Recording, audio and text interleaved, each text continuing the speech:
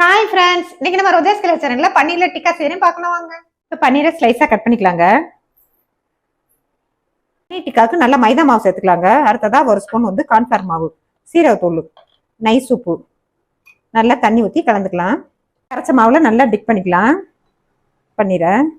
பண்ணிட்டு அடுத்தது கார்ன்ஃபிளேக் நல்லா உடச்சி வச்சிருக்கேன், அதில் சேர்த்து நல்லா எல்லா பக்கமும் கோட்டிங் ஆகிற மாதிரி பண்ணிக்கலாம். எல்லாத்தையுமே நல்லா டிக்காவை சேர்த்துக்கலாம். நல்லா எண்ணெய் சட்டி காயுதுங்க.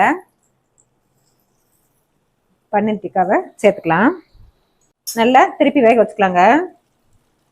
நாம செஞ்ச பன்னீர் டிக்காவை பிளேட்டுக்கு மாற்றிக்கலாங்க. நல்லா மழை நேரத்துக்கு சுட சுட செஞ்சு கொடுத்தீங்கன்னா எல்லாரும் விரும்பி சாப்பிடுவாங்க. நாம செஞ்ச பன்னீர் டிக்கா வந்து கடைகள்லாம் போய் வாங்கி சாப்பிடாம இந்த மாதிரி நம்ம வீட்டில் செஞ்சு கொடுத்தா ரொம்பவே சத்தானது கூட டேஸ்ட்டாகவும் நல்லா இருக்கும். இதே மாதிரி நீங்களும் ஒரு முறை ட்ரை பண்ணி பாருங்க. நம்ம செஞ்ச பன்னீர் ஜம்முன்னு ரெடி ஆயிடுச்சுங்க டிக்கா. இன்னைக்கு சாஸ்ல தொட்டு சாப்பிட்டுக்கலாங்க. சின்னவங்க மட்டும் இல்லை, பெரியவங்க கூட கேட்டு வாங்கி சாப்பிடுவாங்க.